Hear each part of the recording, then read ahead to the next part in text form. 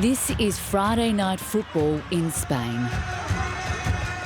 Fans are here in their thousands to see the stars of Spanish football, their World Cup winning women's team.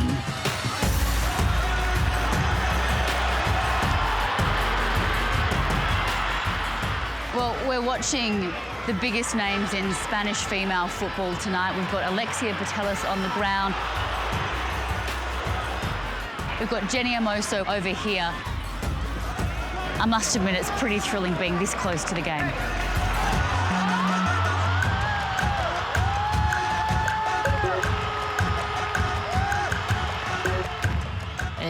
Cuando vamos por el país, pues es algo muy bonito, cómo te reciben, cómo nos animan, cómo se vuelca la ciudad a la que vamos. Spain's moment of glory came at one of the biggest events in sporting history. And that is it! Spain are world champions!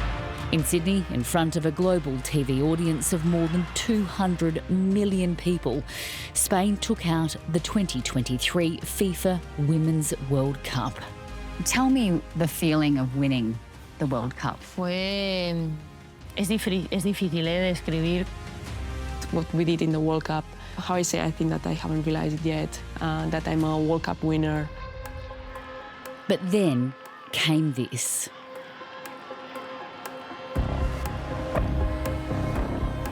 What did you think of Luis Rubiales kissing Jenny Hermoso on the lips at the Women's World Cup? Y evidentemente cuando vi el beso mi primera reacción fue de impacto, me cayó el teléfono al suelo, literal. Y ya está, evidentemente si hubiera tenido que escribir el guión hubiera sido diferente, pero no dependía de mí. And to be honest, I just thought like, okay, our president in that moment did something like this in front of everyone. And in a moment that it was supposed to be our moment as a team and not his moment. When the head of Spanish football, Luis Rubiales, kissed star striker Jenny Hermoso, it unleashed outrage in Spain. And with it erupted a mountain of tension that had been tearing this sport apart behind closed doors for decades. It was a culture fear. We have so many experience like that, where players that try to speak up, suddenly they never come back to the national team. Do you think that the kiss had to happen in order to draw back the curtain for the world to see? Lamentablemente sí. Lamentablemente sí. Luis Rubiales has been on trial here at Madrid's National Court, charged with sexual assault as well as conspiring to coerce a witness. Former coach Jorge Vilda is also facing the music, charged with coercion. They're now awaiting a verdict. This story has captivated the world. More than 100 journalists have come to the capital to cover it. For Spain, this is a day of reckoning. It's their Me Too moment, a case of foul play that many claim has been happening for years.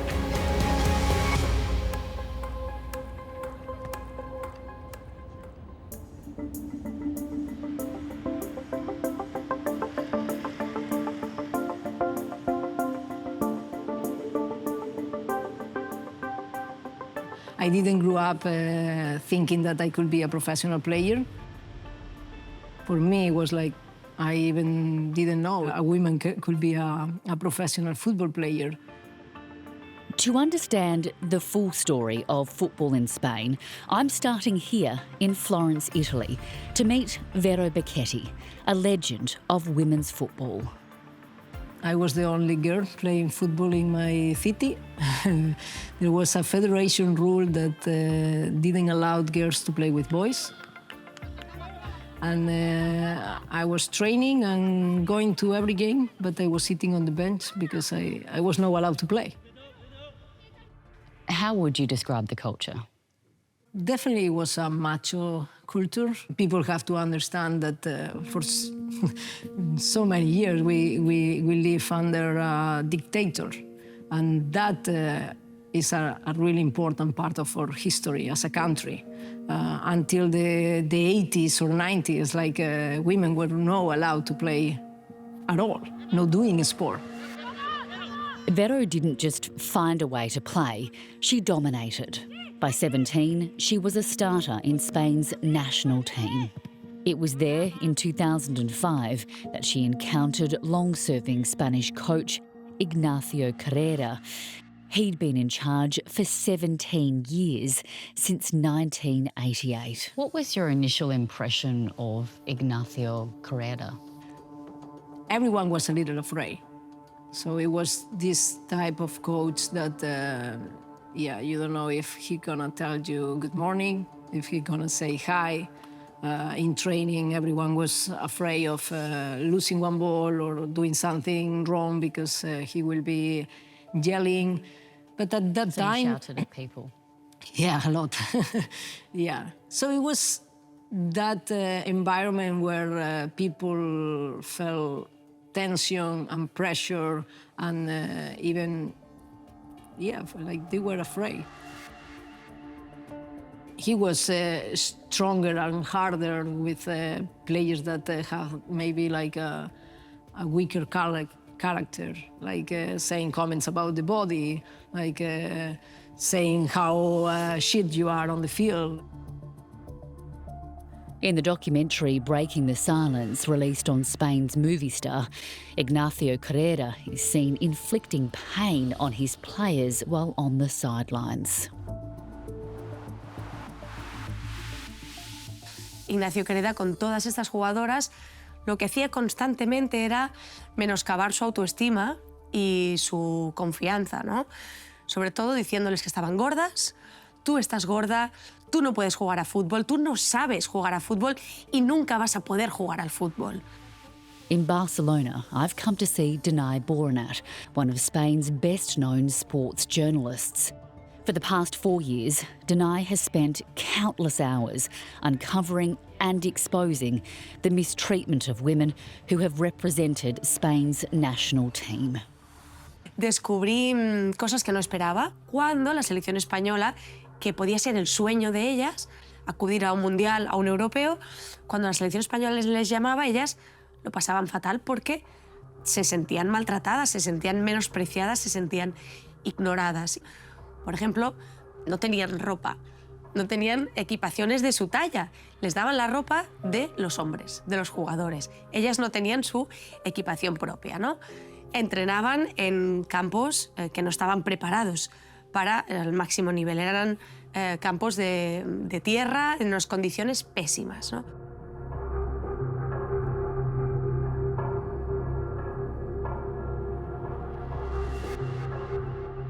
Did he ever comment on women's sexuality? Yeah, I remember that he will do so many comments, homophobic comments. Oh, you just need a big dick or a big man that tells you what it is. And yeah, there were comments of any type, but nobody do or say anything. Era un entrenador misógino, homófobo, un entrenador que no respetaba a las mujeres, pero él tenía todo el poder. Él podía hacer lo que quisiera porque nadie, ningún jefe, nadie en la federación se preocupaba de lo que les pasara a las jugadoras. In 2015, Spain made it to their first ever Women's World Cup. Vero Becchetti was the captain and had the near impossible task of leading a playing group that felt bullied by their coach and mentally exhausted before the tournament even began. We arrived to Canada 2 days before the first game. So for sure, we didn't get all the preparation. Obviously, we didn't qualify. We didn't pass the group stage. So in the moment that we lost, like I just say, okay, this is enough.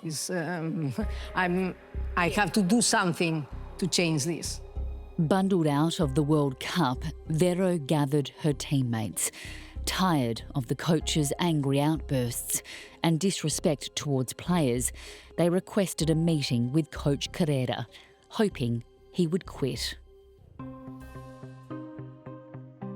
We tried to explain in a really polite and respectful way that after 27 years, it was time for a change, that we felt that we couldn't keep going with him. And his reaction was, like always, really aggressive, really, no, I'm the boss. The federation put me here as a boss, and or you are with me or you are against. And he stepped up and left. So, Vero made their demands public. And when we were back in Spain in the airport, it was full of media. That would never happen before.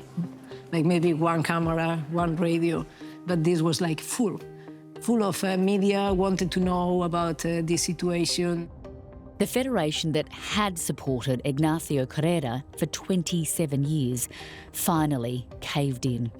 Officially, he resigned.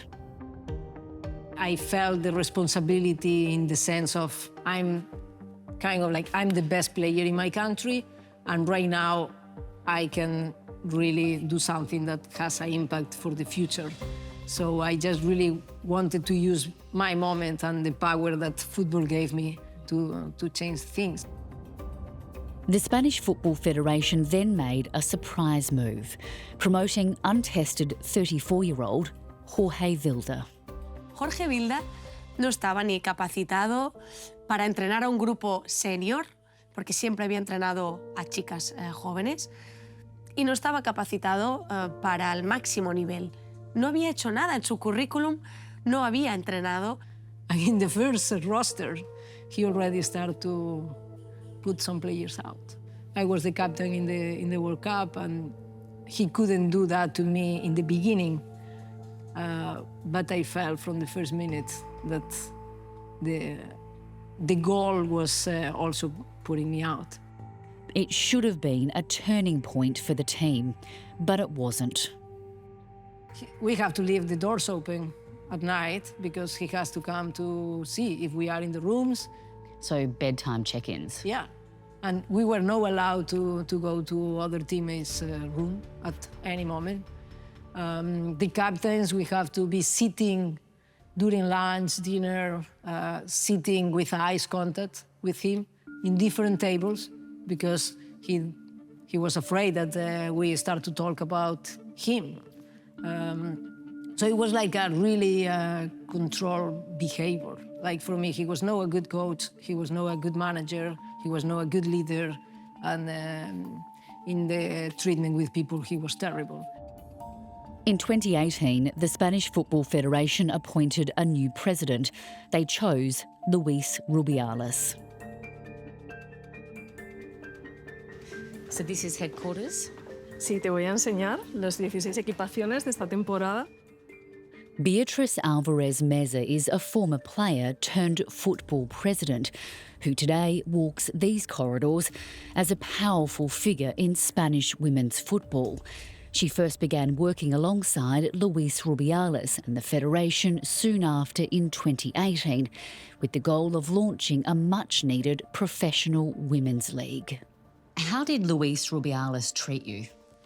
Puedo poner como ejemplo siempre una de las cartas que él me manda, un email, al principio de todo, cuando llevaba aquí 2 meses más o menos, como decía, acababa de ser madre, y él me escribe un correo en el que me dice que me dedica a mi maternidad y que lo que debo hacer es dar ejemplo y dedicarme a mi maternidad, ¿no? O sea, que nos podemos hacer una idea, ¿no?, del machismo y de, bueno, pues del tipo de persona que ella era, ¿no? Y en el fútbol, además, es un deporte muy masculinizado, machista, con mucha presencia masculina. Hay muy pocas mujeres liderando el fútbol femenino y, evidentemente, son cosas pues ancladas, ¿no?, y que hay que ir transformando. By early 2022, she had secured government approval to create the country's first professional league for women. It was called Liga F, and Beatriz was appointed president. Es decir, que la federación nunca ha querido que el fútbol profesional, que el fútbol femenino fuera un deporte profesional, ¿no? Entonces, a partir de ahí se explica todas las trabas, todos los inconvenientes, el no reconocer nuestras competencias a nivel jurídico, legal, y el querer de cualquiera de las maneras, ¿no?, obstruir cualquiera del camino, ¿no?, y de los avances que íbamos teniendo. Así que ha sido realmente difícil.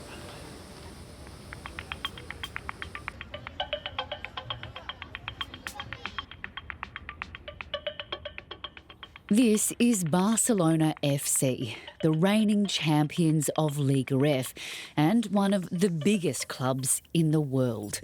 And it's here I'm meeting one of its most famous stars, Captain Alexia Putellas, who has been twice voted the best in the world. Hola. Hi. Yeah, How are you? Nice to meet you. Congratulations on your World Cup. Thank you. What were the difficulties and obstacles that you had to overcome?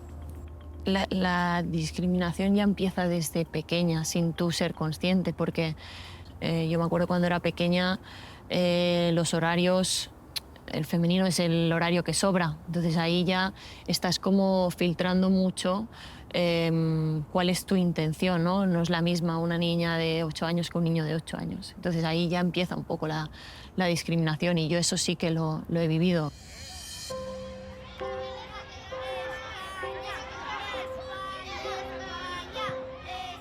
Liga F was up and running, but the federation which controls the national team seemed stuck in the past. ¿No? La selección seguía siendo mucho más amateur, pocos recursos a nivel de entrenadores, de cuerpos técnicos, recursos médicos, el trato que se les daba era muy amateur. With the 2023 World Cup approaching, players wanted the same conditions as the men.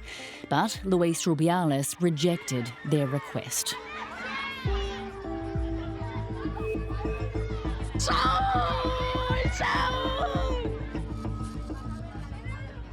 Tecnología, campos de entrenamiento de máximo nivel, viajes. Las jugadoras viajaban en condiciones que no son propias de un equipo de élite. Las tildaban de caprichosas, niñas mimadas. Como sus reclamaciones no se escuchaban, Alexia Putellas, por ejemplo, se reunió en varias ocasiones con Luis Rubiales, le presentaba cuáles eran sus demandas, sus peticiones, y él decía, sí, bueno, sí, está muy bien esto. Y después, nada se cumplía, ¿no?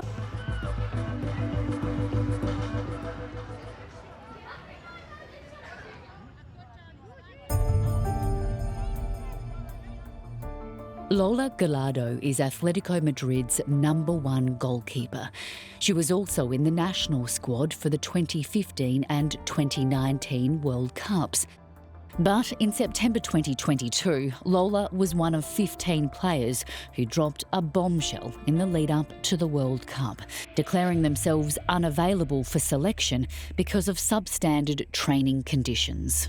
Creo que lo que pedíamos era algo muy sencillo, que era si no teníamos los resultados, como pasa en el masculino, que se cambiaran cosas. En nuestro caso no se conseguían cambiar y creíamos que era un buen movimiento y un buen momento para hacerlo. Y bueno, afortunadamente después del Mundial se pudo cambiar. You haven't played for Spain's national team since. Was the consequence worth the changes that have come as a result? Sí, ha valido la pena. Para mi punto de ver, sí. Creo que mis valores y mi conciencia están por encima de muchas cosas y yo estoy muy tranquila y la salud mental es importante, así que para mí se ha merecido la pena.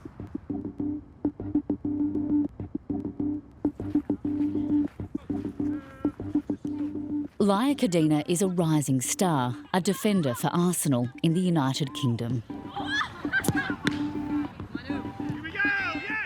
In the wake of the players' boycott, she suddenly faced an agonising decision when she was asked to step into the team. It was supposed to be a happy moment for me, but it was a sad moment.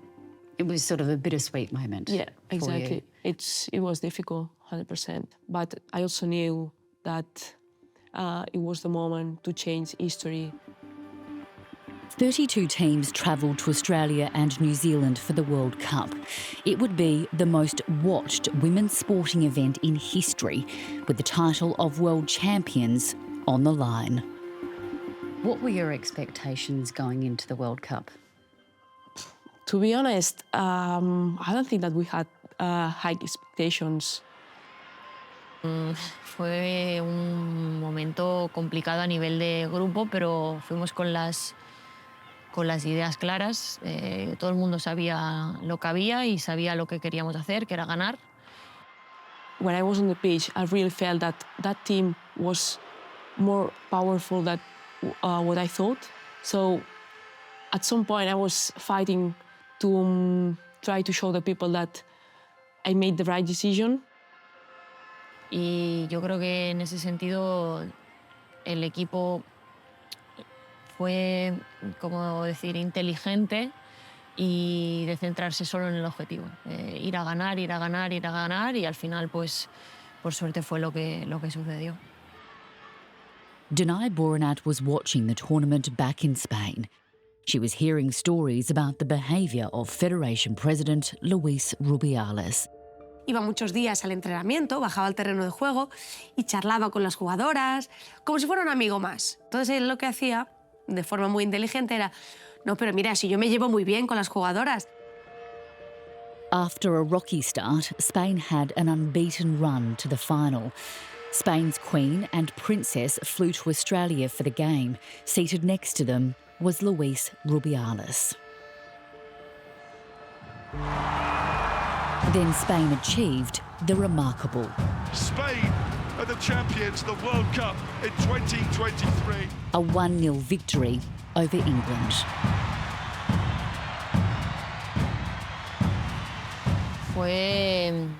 Es difícil de describir, pero cuando llevas tantos años luchando por un objetivo, ese momento de levantar la copa es... la levantas y luego no sabes dónde estás realmente.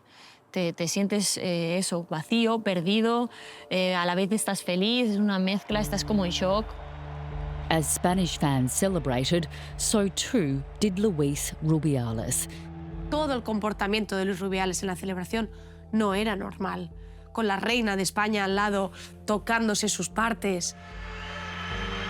Podía tocarse los huevos al lado de la reina si quería, que eso era su cortijo y que a él nadie le decía si eso estaba bien o no estaba bien. And then, on stage, it continued. As star striker Jenny Hermoso shook hands with him on the podium, suddenly he did this. Are you disappointed that the World Cup win was overshadowed? Bueno, yo soy de las que piensa que todo pasa por algo y el destino era el destino y tenía que pasar eso y ya está. Evidentemente, si hubiera tenido que escribir el guión hubiera sido diferente, pero no dependía de mí. It was supposed to be our moment as a team and not his moment. What do you think the kiss meant? I think that it's like, it's a way to say like, I'm here, like I'm the most powerful man in this federation. No, it's like we call, I don't know how to say in English, I'm gonna try, like, for him it's like to try to say like, I'm here and you are here as a player. Realising the stir his kiss had caused, Luis Rubiales began a mission to convince Jenny to agree the kiss was consensual. Laia Cadena was a witness to what happened next. I mean, I think that the worst moment was in the plane. Rubiales and I'm gonna say all his friends were trying to press Jenny to make a video like saying was just only a friendly kiss. We are friends. We are very, I don't know, we like to hug each other. We're very friendly always. Yeah, I'm not joking. I mean, almost the whole flight, 24 hours. While the girls tried to celebrate on the team's post-World Cup trip in Ibiza, the pressure continued. Not Rubiales personally, but some of his friends started to call Jenny, started to ask Jenny, just, please, we need to make a video, just speak with us, speak with us. Everyone was trying to save themselves, but no one was caring about Jenny. And everyone against her, but no one with her. And I think that in that moment, she felt alone.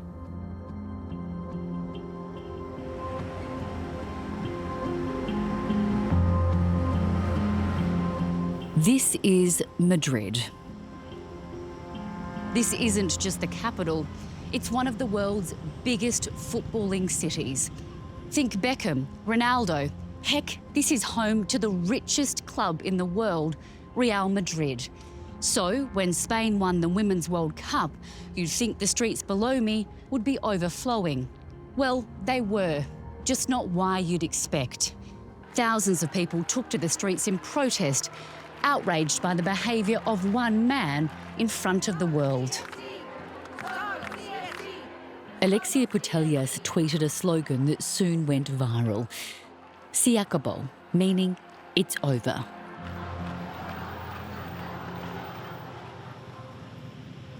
El se acabó de Alexia Putellas fue un tsunami. Lo que pasó en ese momento es que todos los aficionados y aficionadas que seguían el fútbol femenino entendieron que necesitaban su ayuda las jugadoras, ¿no? Que tenía que ser una sola voz, una sola masa, y el se acabó, vieran que ellas estaban pidiendo ayuda. But Luis Rubiales dug in. Addressing the sport's top administrators, he blamed false feminism and a social assassination of his character, declaring, No voy a dimitir. No voy a dimitir. No voy a dimitir. Among those applauding was coach Jorge Vilda, who is also accused of trying to coerce Jenny Hermoso into changing her story. No voy a dimitir.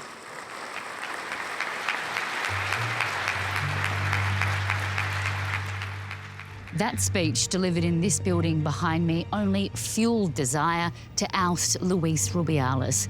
The next day, he was suspended by Spain's Football Federation. Within 3 weeks, he was gone.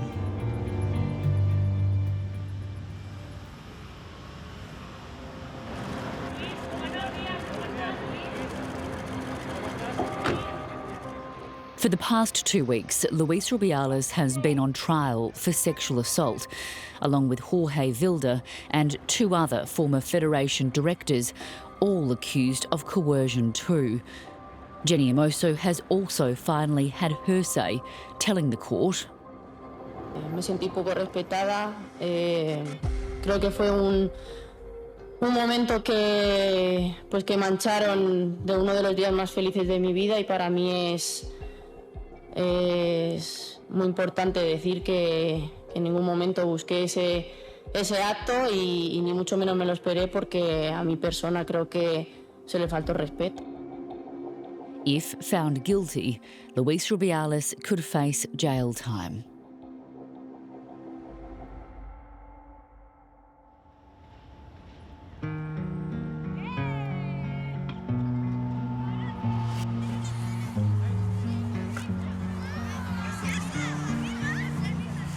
Alexia here, playing with all the boys. Sí. Yeah? Aquí todos son chicos, menos aquí que está Alexia. The members of Spain's World Cup squad are determined to see change, and they're not waiting for it to happen. They're changing the culture on their own terms. Alexia Putellas and her mum Ellie have started a foundation to give girls the chance to play the game in a supportive and safe environment. Vamos, que no llevas la chaqueta y hace frío, corre. Que es un proyecto integral, que no es solo venir a jugar al fútbol y ya está, ¿no? Sino que hay educación emocional, que le das a la niña las herramientas para desarrollarse, quiera ser futbolista o no. O sea, al final cada una luego pues decide lo que prefiere ser, lo que se siente más cómoda, pero que gracias a eso, gracias al deporte, pues tienen unas herramientas que le van a servir para toda la vida.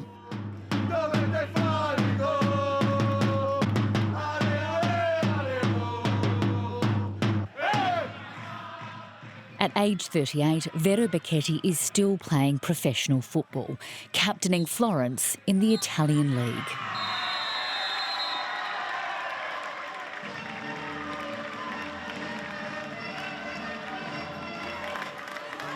Vero, how are you feeling?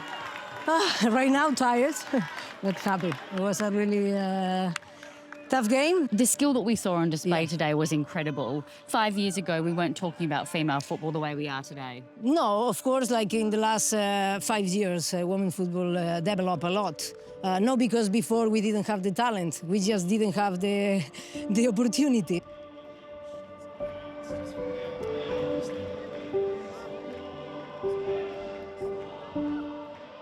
Do you think the kiss was a public representation of what players have been dealing with behind closed doors? Yeah, definitely. Definitely, but that doesn't make us to forget all that they did or say or the culture that we have to suffer for so many years. Right now, I think that the majority of the people in Spain understand that that behavior is just not acceptable. And yeah, if that happened to the president of the biggest federation in sport, that is a clear message for everyone else. Do you think that this moment was important? The kiss was important for bringing about change? 100%. I mean, obviously I don't want to experience that, but it happened, and I think that it helped to change a little bit and to have a better world for all of us and more for the women's football.